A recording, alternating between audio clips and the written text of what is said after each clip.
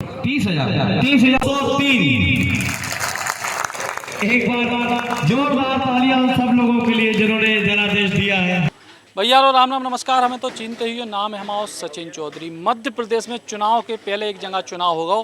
सबसे पहले हम आपको दिखाएं कि देखो ये मतपेटी जो है जे इनमें वोट डरे थे और इन वोटों के बाद परिणाम आए हैं और परिणाम के बाद वे सारे लोग जो ही पूरी प्रक्रिया को हिस्सा थे वे हमारे संग हैं। काहे कि हम हैं कटनी जिला के विजय रावगढ़ विधानसभा में और इतने विधायक संजय पाठक ने एक अनूठी पहल करी। उनने जनता से चुनाव के पहले चुनाव कराओ कि उनको चुनाव लड़ने चाहिए कि नहीं लड़ने चाहिए। उसके बाद बाकायदा पूरी चुनावी प्रक्रिया कराई गई, वोट डाले गए और आज परिणाम आई। परिणाम में लगभग 75% जनता ने कही है कि उनको चुनाव दोबारा लड़ने चाहिए। सो अब ये मतपेटी वापस जा रही हैं और ही के संग ही वे सारे लोग जो पूरी चुनावी प्रक्रिया को हिस्सा आते वे हमारे संग हैं। तमाम सारे युवा हैं। संजय पाठक जी के पुत्र यश पाठक हमारे संग हैं और उन सब लोगों से बात करें जो पूरी प्रक्रिया को भैया की तरीके से जो चुनाव की प्रक्रिया भाई और पूरा चुनाव लड़ेगा।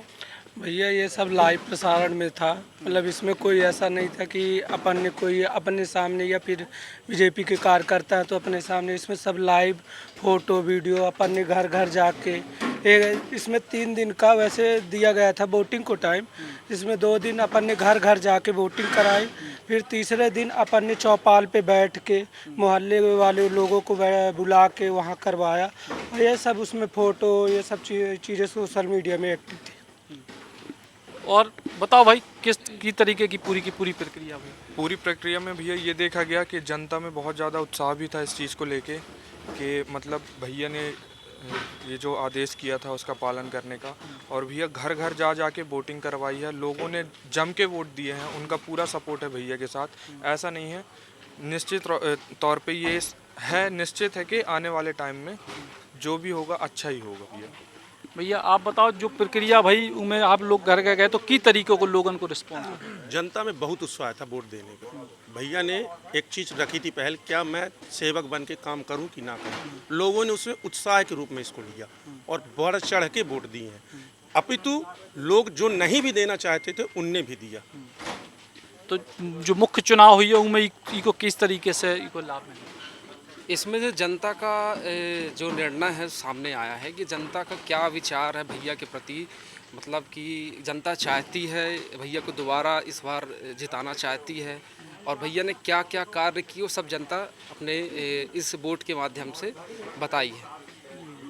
भैया हम सभी लोगों ने मिलकर हिस्सा किया, गांव-गांव, शहर-शहर, मोहल्ले हर जगह माताओं बहनों के साथ। हमारी बहनें भी थीं हमारे साथ में वोटिंग। ये नहीं कि केवल लड़के बस थे, बहनें भी थीं, हमारी माताएं भी थीं। सब लोग जा के चौपाल लगा रहे थे। ग्राम पंचायत में वोटिंग हो रही थी, मोहल्लों में वोटिंग हो रही थी और यहाँ तक खेत तक जाके हम लोगों ने वोटिंग करवाई है। जो काम करते थे लोग अपने अपने खेत पर, और सभी उत्साहपूर्वक वोट किए सब, और सभी ने आशीर्वाद दिया भैया को। और जो लोग हमसे नहीं भी जुड़े थे इस वोटिंग के द्वारा वो लोग भी हमसे जुड़े हैं। यश पाठक जी वहाँ से भैया आखिर जब पूरी के पूरी जो कार्यक्रम है की रूपरेखा कैसे बनी? जी, मेरे पिताजी के मन में ये सोच और विचार आया कि जैसे कि उन्होंने पिछली बार कहा कि एक अच्छा विद्यार्थी जब साल भर मेहनत करता है, पढ़ाई करता है, तो वो यही अपेक्षा करता है कि उसका रिज़ल्ट अच्छा है, वो कक्षा में हमेशा टॉप ही रहे। तो वैसे ही उनके मन में ऐसा विचार है कि उनको खुद का मूल्यांकन करना चाहिए कि उन्होंने 15 साल दिल से और अपनी मेहनत से पूरे समय सिर्फ और सिर्फ जनता की सेवा ही की है। तो वो बस अपना एक बार मूल्यांकन करना चाह रहे थे। और मैं जनता का और पूरे विजयरावगढ़ के वासियों का, मेरी पूरी युवा टीम का बहुत बहुत आभार व्यक्त करता हूँ कि उन्होंने 75% से पिताजी को वोट देकर अपना आशीर्वाद प्रदान किया।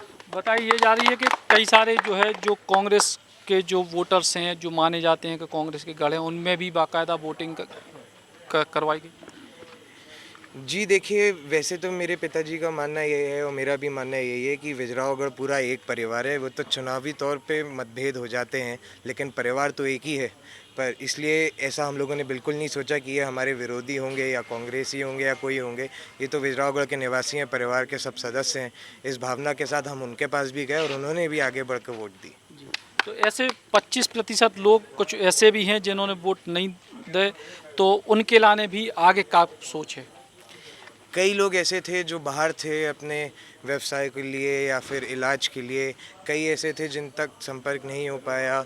तो वो लोगों तक पहुंचना ये एक उद्देश्य रहेगा, लक्ष्य भी रहेगा। कई वोट ऐसे थे जो निरस्त भी हुए, जिनको अगर आप असली मतदान के नज़रिए से देखें तो वो नोटा में जाते हैं।